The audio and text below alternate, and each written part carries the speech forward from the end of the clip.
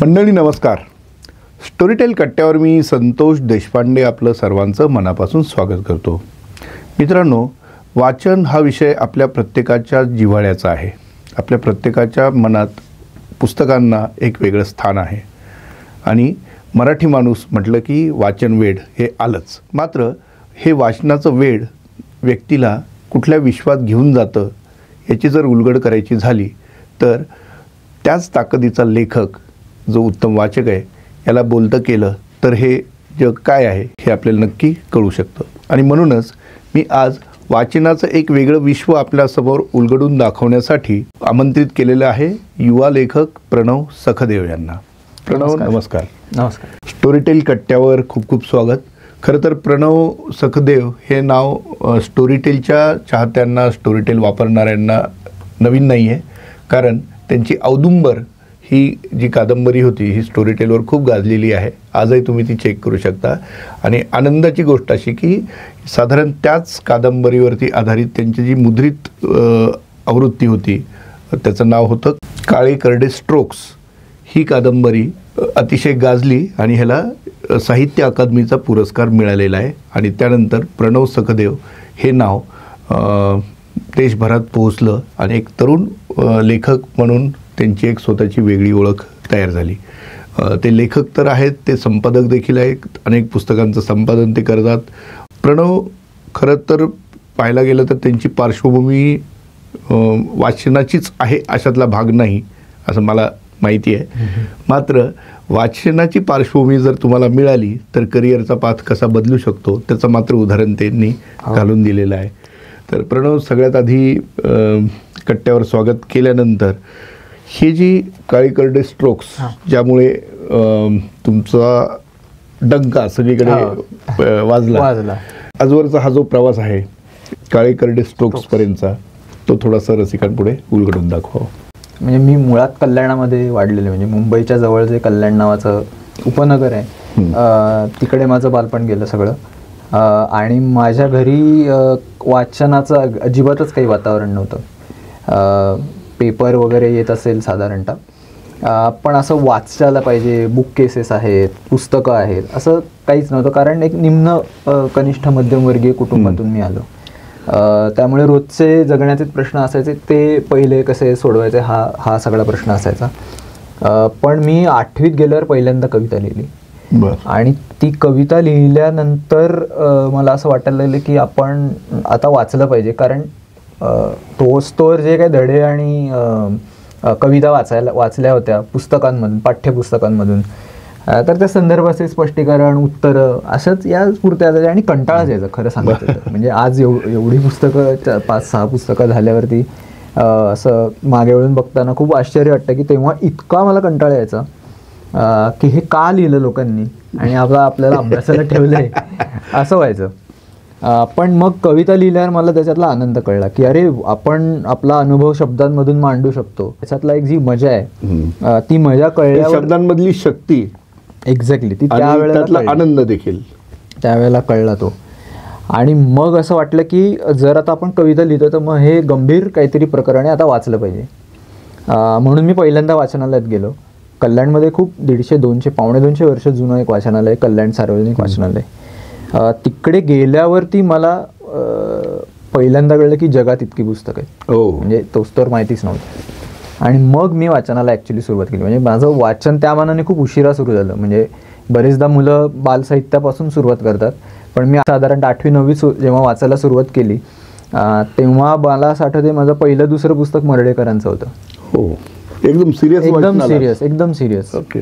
आणि ती कविता तेव्हा कळली नाही मर्ढेकरांची, पण काहीतरी इंटरेस्टिंग आहे आणि हे काहीतरी वेगळं आहे, हे आपण लिहितोय. म्हणजे तेव्हा टलाट मला मग असं पावसाची कविता असंच काहीतरी ते होतं. ते काय खूप गंभीर प्रकरण नव्हतं, पण कविता ही गंभीर गोष्ट आहे हे मात्र तेव्हा कळलं.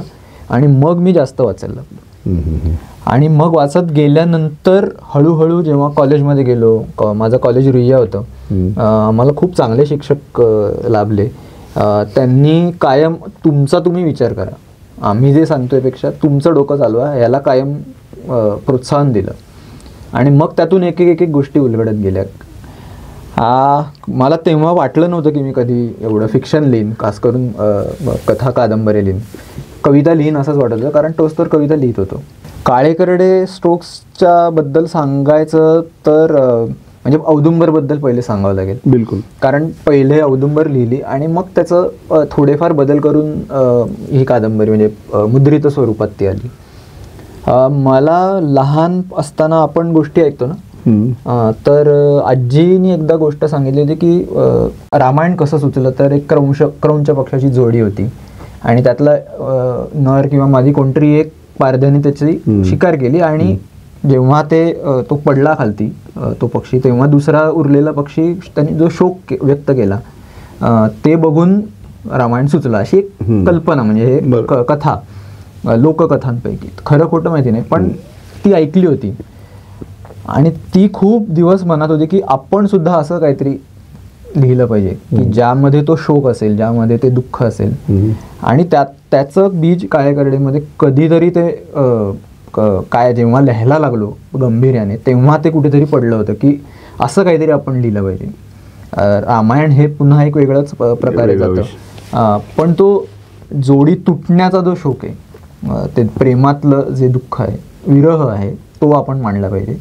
आणि त्यातून खरं तर हा ट्रिगर पॉईंट होता. आणि मग लिहित गेलो, म्हणजे लिहिताना असं पण मनात होतं की माझ्या पिढीचं मी लिहिलं पाहिजे. म्हणजे मी 2000 सालानंतर साधारणतः माझी जडणघडण झाली, तर तेव्हाचे जे सगळे बदल झाले ते कथा कादंबऱ्यांमधून आले पाहिजेत. मग ते त्या गोष्टी सुचत गेल्या आणि मग औदुंबर पहिले आली, त्याला खूप चांगला रिस्पॉन्स मिळाला आणि मग काळे करडे स्ट्रोक्स. याला जेव्हा पहिल्यांदा पुरस्कार मिळाला साहित्य अकादमीचा, म्हणजे मला वाटतं हा 21 साली मिळाला. 21 साली, आणि हा तुमच्या ह्याच्यातला पहिलाच असाल इतका मोठा पुरस्कार. हो हो हो. तुमच्या आजवरच्या कारकिर्दीतला. काय तेव्हा मनात हे होतं, म्हणजे तेव्हा आपण ॲक्च्युली बोललोय होतो. हो.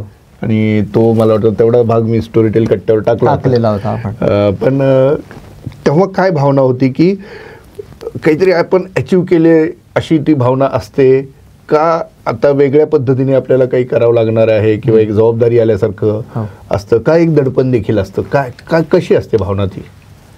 पहिले म्हणायचं तर खूप आनंद झाला, कारण मी तुम्हाला सांगू का, साधारण 14-15 सालापासून माझे पुस्तकं त्या बक्षिसासाठी नॉमिनेट होत होती.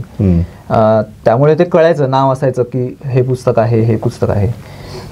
त्यामुळे आनंद नक्की झाला की आपण काहीतरी करतोय. आणि दरवेळेला मी म्हणायचो की ठीक आहे, पुरस्कार नेहमी एकाच व्यक्तीला मिळतो, आपलं पुस्तक नॉमिनेट होतं, एवढ्या मोठ्या पातळीपर्यंत जातं, हे भरपूर आहे.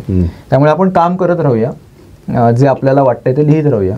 पण जेव्हा फोन आला अकादमीमधून, तेव्हा पहिले तर खूप आनंद झाला आणि दुसरं झालं ते दडपण आलं.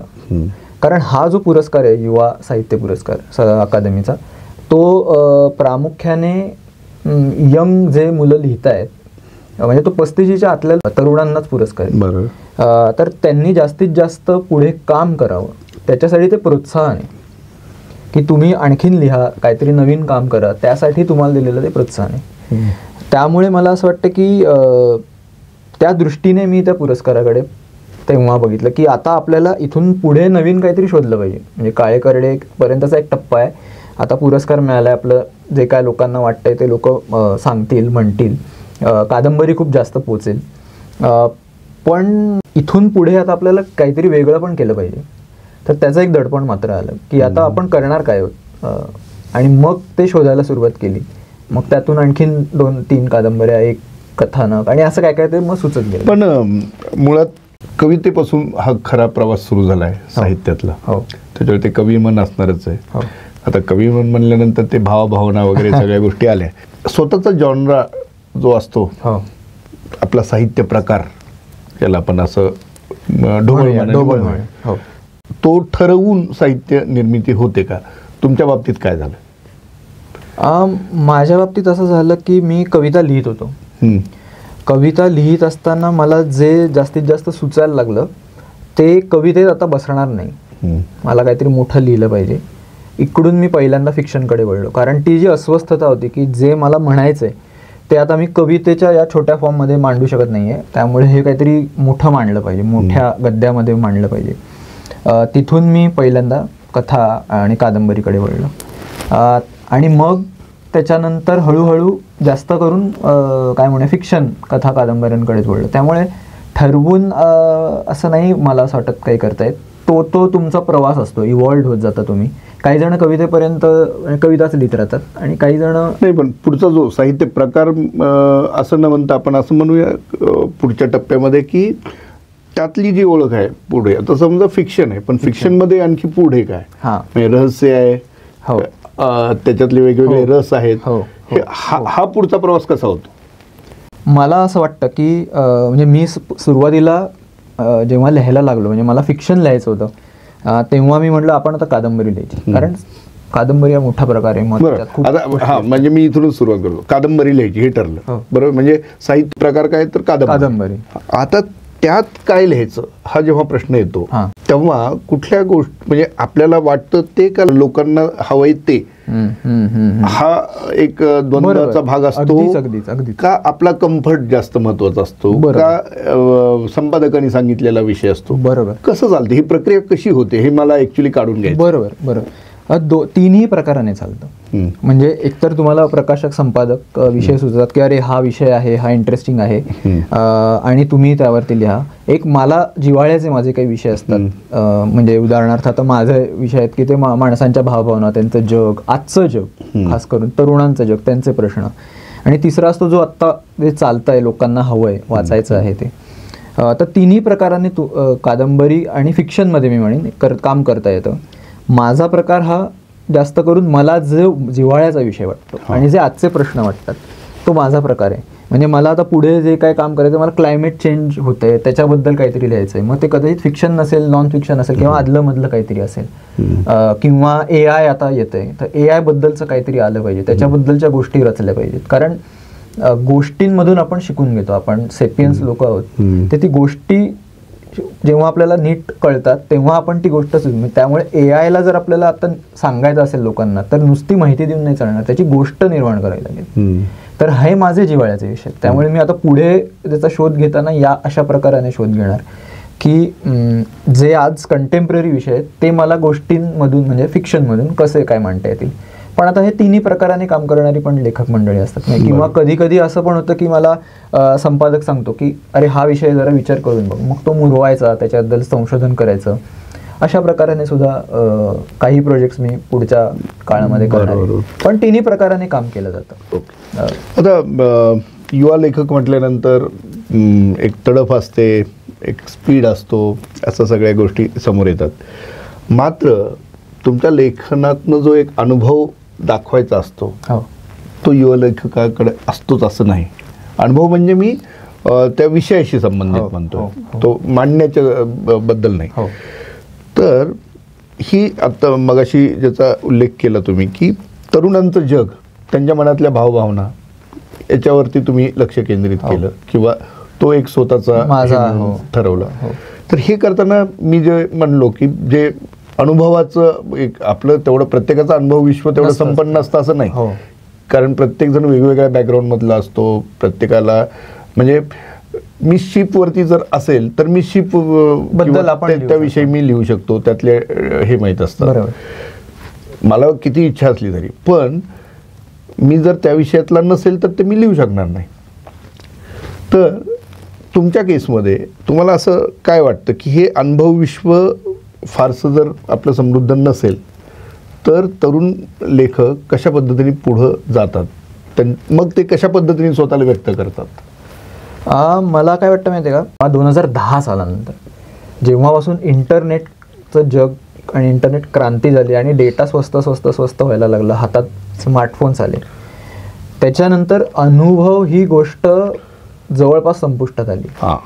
जवळपास, बरोबर. कारण म्हणजे अनुभव नाही घेत तुम्ही असं नाही, पण प्रत्येक जण वेगळा अनुभव घ्यायला लागला. त्याच्या आधी लेखक अनुभव नाही पण अनुभूतीच्या जवळ जात आहे, अनुभूतीच्या जवळ म्हणा, किंवा मी काय म्हणेन की आत्ता आपण इथे बसलोय आणि तुम्ही वेगळं काहीतरी परसिव्ह करताय, वेगळ्या पद्धतीने बघताय आणि मी वेगळ्या पद्धतीने तीच घटना बघतोय. त्यामुळे आपल्या दोघांचा पर्स्पेक्टिव्हच पूर्णतः वेगळा असणार आहे. त्यामुळे तुम्ही जो अनुभव घेणार आहे तो वेगळा असणार आहे, मी जो अनुभव घेणार आहे तो वेगळा असणार आहे, आणि आणखीन तिसरा व्यक्तीचा अनुभव वेगळा असणार आहे. त्यामुळे अशा वेगवेगळ्या पर्स्पेक्टिव्हनी एकाच अनुभव कसा बघता येईल ना ह्याचं मी शोध जास्त घेतो की सगळं आपल्याला जमणारच नाहीये आणि ते पूर्वी शक्य नव्हतं आणि पूर्वी शक्य होत नव्हतं पूर्वी शक्य का असायचं, काळ स्थिर होता. एक घटना तर ती घटना झाल्यानंतर त्याचे पडसाद आणि मग त्याचं आकलन. आज आकलन होण्याच्या आधी पुढची घटना येते, बरोबर, काय नेमकं चाललं हे कळत नाही. त्यामुळे तुम्हाला इतक्या वेगवेगळ्या कोनातून एखाद्या गोष्टीकडे बघावं लागतं किंवा बघितलं पाहिजे की ते पर्स्पेक्टिव्ह कसे मांडता येतील तरुण लेखक म्हणून. हे मला जास्त महत्त्वाचं वाटतं. आणि दुसरं तुम्ही अनुभवाच्या बाबत जे म्हणालात ना, तरुणांचा अनुभव, तर मला असं वाटतं की काही गोष्टींना अनुभव लागतोच की कारण त्याचं डिटेलिंग असतं, ते तुम्हाला माहिती असलं पाहिजे. ते संशोधन करून सुद्धा किंवा प्रत्यक्ष अनुभव घेऊन सुद्धा तुम्हाला मिळवता येतं. तर तरुणांनी स्वतंत्र वेळ द्यावा लागतो. तरुणांनी तसे कष्ट तुम्हाला करायला लागतात. म्हणजे समजा मला तुम्ही म्हणाले शिपवरचा मला अनुभव आहे, तर तुम्हाला मग तिथे जाऊन काही अभ्यास करता येईल का, बरोबर, हे करावं लागतं. पण आता अनेक लेखकांशी पण तुमचा संबंध येतो, विशेषतः नवोदित लेखक. आता प्रकाशनाच्या निमित्ताने किंवा त्या पुस्तकांच्या संपादनाच्या निमित्ताने अशा कुठल्या गोष्टी तुम्हाला चांगल्या वाटतात त्यांच्याबद्दल की त्यांच्याकडे ह्या गोष्टी आहेत, आणि अशा कुठल्या गोष्टी तुम्हाला सुचवाव्याशा वाटतात की ज्याच्यात ते इम्प्रूव्ह करू शकतील? अगदी पहिलं आधी सांगायचं, सोशल मीडियावरचे जे लाईक्स आणि कमेंट्स याला खूप पटकन बळी पडतात लोक.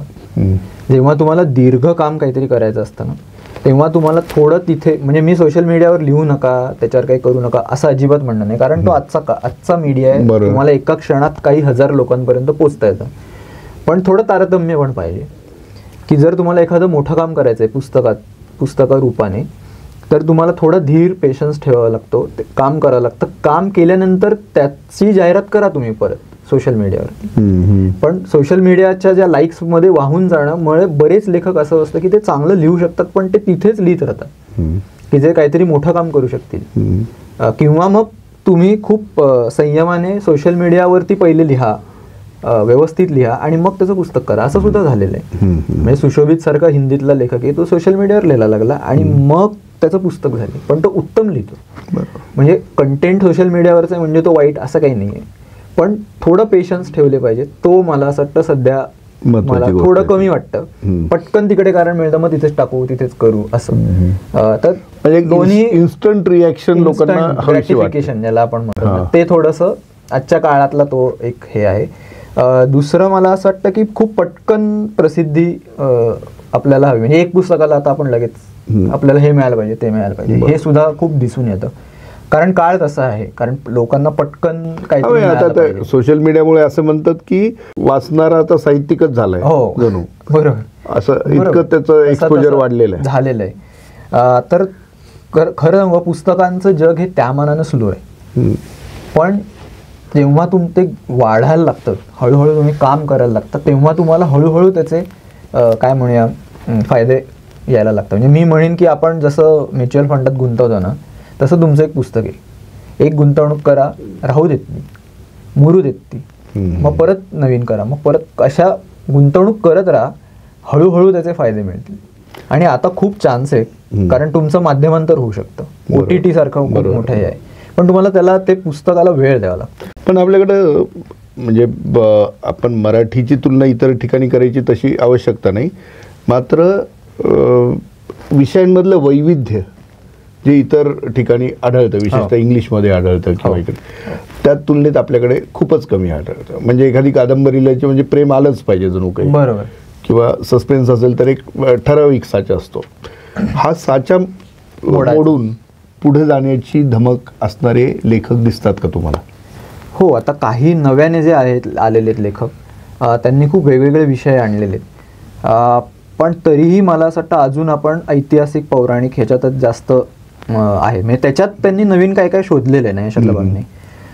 पण तरी म्हणजे कॉन्टेम्पररी जे साहित्य आहे, आजचं जे तुमचं माझं जगण्याबद्दल काहीतरी सांगणारं आणि ती स्पंदनं टिपणारं, त्यामध्ये खूप अजून जास्तीत जास्त सर्वसमावेशकता आली पाहिजे. पण तरी मी म्हणेन की 20 वर्षांच्या आधीच्या 20 वर्ष च्या तुलनेत बऱ्यापैकी वेगवेगळ्या काय प्रवाहांमधले, जाती जमातींमधले लोक लिहू लागले. त्यामुळे खूप वेगवेगळा कंटेंट आला.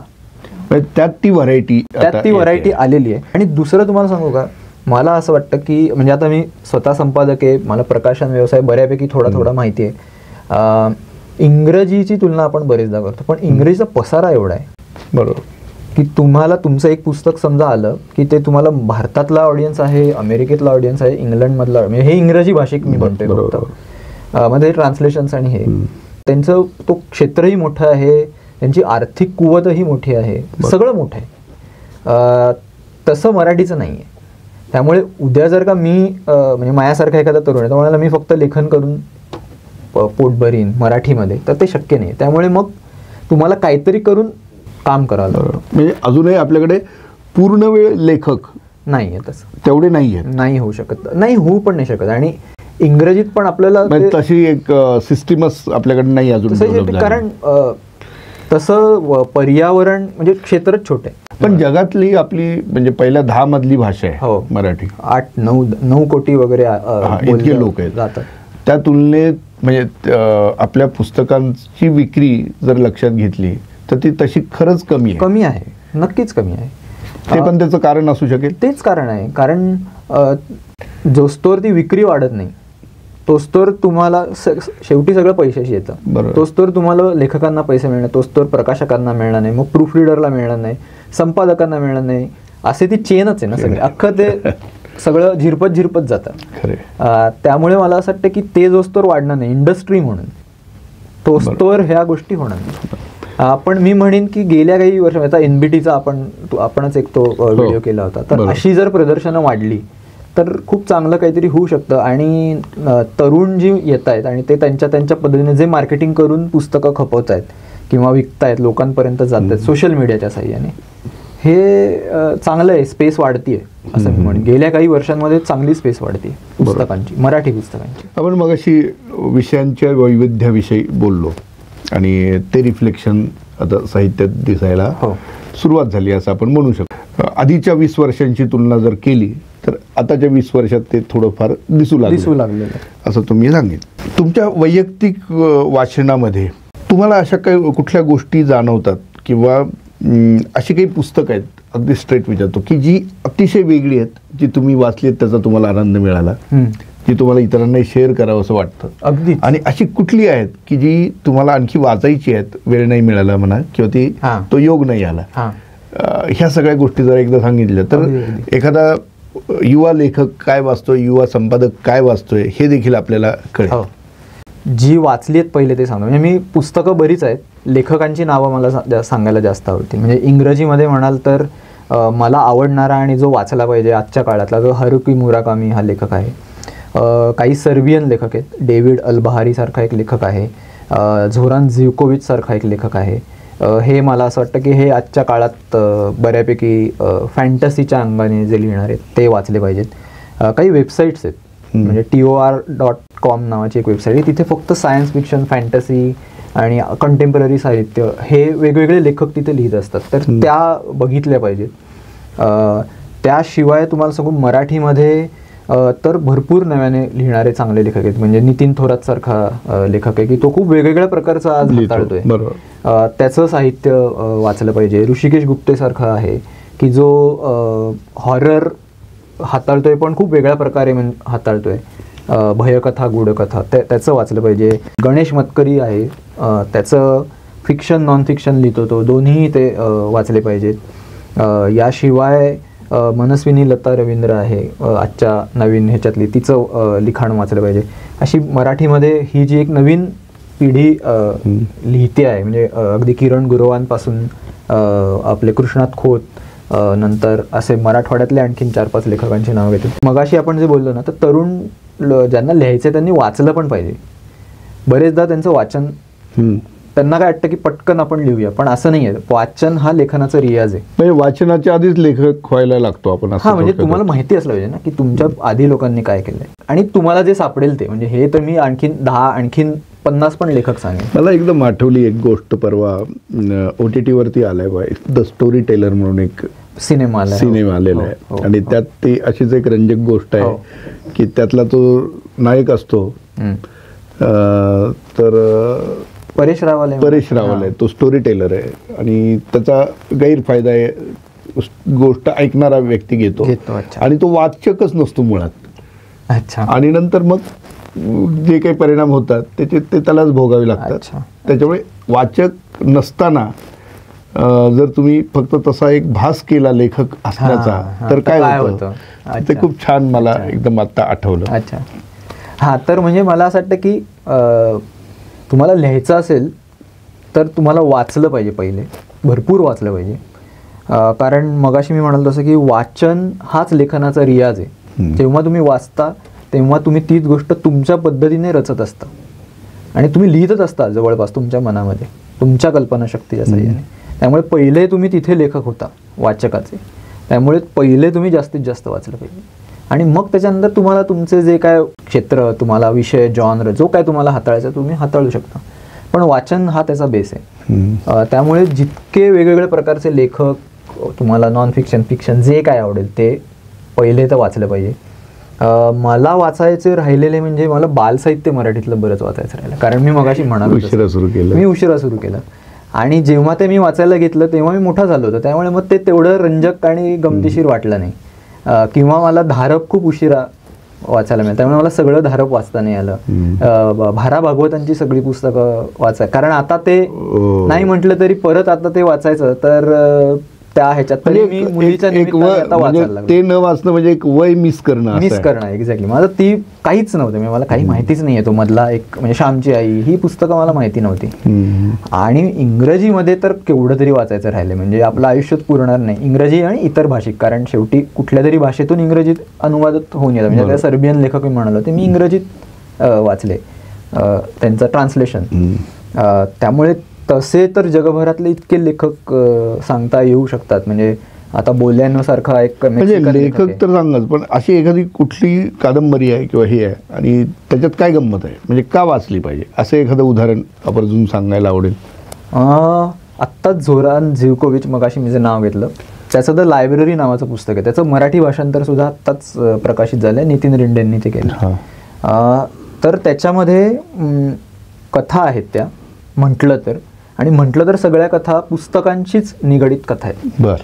पुस्तक हेच त्याचा केंद्रबिंदू आहे आणि मग त्या प्रोटॅगनिस्टच्या बाबतीत पुस्तकं कशी वेगवेगळ्या प्रकारे त्याच्या आयुष्यात येतात आणि त्याचं आयुष्य कसं बदलतात, त्याच्या अस्तित्वाचा अर्थ काय हे कसं त्याला समजावून सांगतात. मग त्याच्यात थोडं गूढ आहे, रहस्य आहे, फॅन्टसी आहे, अशा त्या कथा आहेत. म्हणजे त्या एकमेकांशी जोडलेल्या पण आहेत पण स्वतंत्रपणे आहेत. त्यामुळे हे पुस्तक म्हणजे अगदी आत्ता लेटेस्ट मी ते वाचले, ते रेकमेंड मी करीन की हे पुस्तक नक्की वाचलं पाहिजे. की वरवर बघितलं तर ते खूप असं आपण सहज वाचून जातो, पण त्याला खूप खोलातून अर्थ आहे. आणि ते मराठीत सुद्धा आता भाषांतर उपलब्ध आहे. तर हे एक पुस्तक मी सांगेन की हे पुस्तक वाचलं पाहिजे आणि हा लेखकच खरं तर अख्खा वाचलं पाहिजे. म्हणजे ज्याची त्याची पुस्तकं जी इंग्रजीमध्ये उपलब्ध आहेत ती वाचलं पाहिजे. मगाशी मी नाव घेतलं, बोल्यानो नावाचा मेक्सिकन लेखक आहे, स्पॅनिशमध्ये तो लिहितो. त्याची काही म्हणजे त्याचं मी 2666 नावाची त्याची कादंबरी, 2666 ती कादंबरी मी वाचली होती. पण मला त्याचं इतर मग वाचता नाही आलं, कारण ती मुळात तीच कादंबरी खूप मोठी आहे आणि ती वाचता वाचताच इतकं तुमची दमसास बघते ती. पण त्याच्या इतर कादंबऱ्या वाचायच्या राहिल्या. पण 2666 जरूर वाचली पाहिजे. म्हणजे हे आता मी पुन्हा माझ्या आवडी आहेत, बरोबर, प्रत्येकाच्या आवडी काही काही वेगळ्या असू शकतात. नाही ठीक आहे ना, पण ऍटलिस्ट पुस्तकाला हात तर लागला पाहिजे, काही का होईना. मला तर असं वाटतं की बरेच जण हल्ली असं वाटतं सेल्फ हेल्प वाचतात मुलं, जास्त तरुण वाचतात आणि बरोबर मला चांगलं वाटतं. त्याच्यात काय म्हणजे सगळ्यांनी कशा कथा कादंबऱ्या, मी स्वतः लिहितो कथा कादंबऱ्या, पण सगळ्यांनी तेच कसं काय वाचणार ना. प्रत्येकाचा आवड आहे किंवा तरुणांना एखाद्या पुस्तकामधून त्यांच्या करिअरसाठी काही गोष्टी टिप्स मिळणार असेल तर ते वाचणार आहेत. वळेल तो कदाचित नंतर दुसऱ्या कुठल्या तरी. बरोबर. मग अशी ज्याचा उल्लेख झाला की अनुवाद, असं एक तुम्ही उदाहरण दिलं होतं त्या पुस्तकाचं. आता अनुवादाचं जे क्षेत्र आहे आता, तर ते देखील तसा अर्थाने विस्तारत आहे, विस्तारलेलं आहे प्रचंड. आणि आता AI मुळे त्याला एक वेगळी कलाटणी मिळण्याची शक्यता आहे. अगदीच. तर काय वाटतं की तुम्ही स्वतः एक अनुवादक देखील आहात, जसे संपादक आहात तसे अनुवादक देखील. तर हे तो अनुवाद खरोखर तितक्या 100% ह्यानी आपल्याला उतरवता येतो का? म्हणजे त्या भाषेमध्ये त्या भाषेमध्ये मूळ भाषेतनं नाही आहेत. आणि तसं असतानाही ते पुस्तक प्रभावी ठरू शकतं का मग? खरं सांगू का की कुठलाही अनुवाद म्हणजे इवन तो कुठल्याही भाषेतून इंग्रजीतून मराठीत किंवा इंग्रजीतून मराठीत करताना तो कधीच 100% येत नाही. कारण त्या भाषेला ती संस्कृती ते संदर्भ चिकटलेले असतात. बरोबर. ते संदर्भ जेव्हा तुम्हाला दुसऱ्या संस्कृतीत आणायचे असतात तेव्हा काही एक लॉस होतो डेटाचा. कारण ते सगळं आणताच येत नाही. म्हणजे आता आपण गावाकडे ज्या ज्या काही बोली आहेत आणि त्याच्यातले जे शब्द आहेत ते जर इंग्रजीमध्ये नेते तर ते नाही येत होणार, तसेच्या तसे तर येणारच नाही. मग आपल्याला ते एक्सप्लेन करायला लागतात. मग तो डेटा लॉस तिकडे होतो. त्यामुळे तो थोडासा लॉस होतोच. पण त्या काय अगेन्स्ट जो फायदा होतो की एक नवीनच संस्कृती, नवीनच अनुभव, नवीनच विषय हे जे येतात हा फायदा जास्त आहे. त्यामुळे अनुवादाचं क्षेत्र म्हणजे मला तर असं वाटतं इंग्रजी भाषा मोठी का झाली त्याचं कारण अनुवाद, ट्रान्सलेशन सगळ्या भाषांमधली तिथे झाली. त्यामुळे ती मोठी होत गेली आणि त्यांनी सुद्धा लवचिकरित्या ते सगळे शब्द स्वीकारले. म्हणजे ज्या भाषेचा अनुवाद जास्त होतो ती भाषा देखील मोठी होणार. आपली मराठी जर जास्तीत जास्त अनुवाद झाला तर मोठी होणार. कारण वेगळी संस्कृती आली, त्या लोकांना आपल्या कळली, आपले लोक त्या समजून घेऊ लागले. नाहीतर आपल्याला वाटतं आपलीच संस्कृती महान आहे, तसं होत नाही. आपल्याला अरे हां या संस्कृतीत पण असं काहीतरी आपल्यासारखंच आहे, म्हणजे बघू बरं काय. आपण थोडे उदार होतो. पुस्तकांमुळेच ॲक्च्युली आपण उदार होतो. त्यामुळे अनुवाद हा अत्यंत आवश्यक आहे. आणि जितके अनुवाद होतील, म्हणजे बरेच जण हल्ली कारखाने आहेत अनुवादाचे असं काय काय म्हणत असतात. ठीक आहे, त्याच्या अनुवादाच्या दर्जा याबद्दल चिकित्सा झाली पाहिजे, पण अनुवाद व्हायलाच नकोत असं नाही आहे. अनुवाद झालेच पाहिजे. त्यामुळे आपली भाषा मोठीच होणार आहे. पण ते AI मुळे त्याचा काय परिणाम दिसू शकतो? आत्ता सांगू का तुम्हाला, आता मी काही ट्रान्सलेशन AI मधून करून बघितली तर ती म्हणजे 5-6 वर्षांपेक्षा खूपच चांगली व्हायला लागली. आधी ती अगदीच काही व्हायचं, अगदीच जे रॅन्डम काही व्हायचं. आता ते तो चांगल्यापैकी मला आठवतंय. म्हणजे अबाउट अस म्हणजे वेबसाईट जशाच तशी जी ट्रान्सलेट केल्या जातात त्याच्यात अबाउट असचं ट्रान्सलेशन मी असं वाचलं होतं, अमेरिका के बारे में. अच्छा, अबाउट US नाही आता ते त्यांनी खूप त्यांचं अल्गोरिदम तो व्यवस्थित झालेला आहे. म्हणजे मी म्हणेन की एक 60-70% पर्यंत ते चांगलं करतात. पण तरीही अजून ते इतक्या परफेक्ट होत नाहीये. त्यामुळे पुढे असं होईल की अनुवादक लागतील, पण ते एडिटर सारखे लागतील की जे ट्रान्सलेशन झालेलं आहे ते एकदा नजरेखालून घालून बरोबर आहे ना सगळं. बरोबर. कारण अजूनही जे भावनांचे धागे ते नाही, अजून ह्युमन एलिमेंट जो आहे त्यातला ते अजून तेवढे त्यांना समजत नाही. किंवा वाक्प्रचार आहे, मग त्याचा नेमका त्या कॉन्टेक्स्ट मध्ये अर्थ काय आहे तो अजून समजत नाही. त्यामुळे ते लागेल. म्हणजे उलट मी तर म्हणेन म्हणजे मी अनुवाद गेला बाजार असं म्हणायचो आपण आणि त्याचा अनुवाद मार्केट गॉन असं काहीतरी यायचा. एक्झॅक्टली. तर ते आपल्याला तिथे सुधारावं लागेल. म्हणजे तिथे मानवी हस्तक्षेप लागेल, पण बरं होईल ते. म्हणजे मी त्याच्याकडे पॉझिटिव्हली बघतो जरी मी अनुवादक आहे तरी. कारण मी रोज ती स्वतःहून 400 पानांचं पुस्तक करणार. जर तो पहिलाच त्याचा ड्राफ्ट बऱ्यापैकी बरा ड्राफ्ट जर मला AI करून देणार असेल आणि मग मी त्याच्यावर काम करणार असेल तर माझे श्रम वाचलेत. निघता एक छोटासा प्रश्न मी विचारतो. ही सगळी प्रणव सखदेव यांची पुस्तक आता माझ्या पुढ्यात आहेत. आता एक खूप अवघड प्रश्न मी प्रणवला विचारणार आहे की प्रणव, यातलं सगळ्यात आवडतं जवळचं पुस्तक कुठलं? बापरे, मेट्रो मॉल ही जी कादंबरी आहे पहिली, ही जवळची म्हणता येईल. कारण ही पहिली लिहिलेली कादंबरी आहे. जरी काळेकरडे पहिल्यांदा प्रकाशित झाली, पण मेट्रो मॉल लिहिली पहिली. म्हणजे 14 साली साधारणतः मी लिहिली. त्यामुळे ती खूप जवळची की पहिलं मोठं लिखाण. त्यामुळे ती जर उत्तर द्यायचं तर ती जवळची. पण चतुर सुद्धा वेगळ्या कारणाने जवळची आहे. म्हणजे प्रत्येक पुस्तकाचं काहीतरी कारण देता येईल, पण मेट्रो मॉल ही म्हणून मी पहिल्यांदा जास्त जवळची आहे. आणि निळ्या दातांची दंतकथा ही मला वाटतं हे पुस्तक म्हणजे कथांचं पहिलं पुस्तक, पहिला कथासंग्रह. वा. आता हे झालं आजी माझी सगळं झालं. भावी पुढं काय? एक पुस्तक आता एप्रिलच्या सुमारास साधारणतः येईल. के कनेक्शन्स नावाचं ते पुस्तक आहे. त्याच्यामध्ये 12 तुकडे आणि ते तुकड्यांमधून एकत्र झालेली एक गोष्ट आहे, फिक्शन आहे. बरं. साधारण एका मुलाचा 7वी ते 9वी असा प्रवास आहे. म्हणजे 7वीला आपण आपलं हळूहळू वयात येणं ही सुरुवात होते आणि 9वीला आपण बऱ्यापैकी येतो आणि ते बालपण मागे जातं आणि आपण एका वेगळ्याच सगळ्या दुनियादारीला लागतो.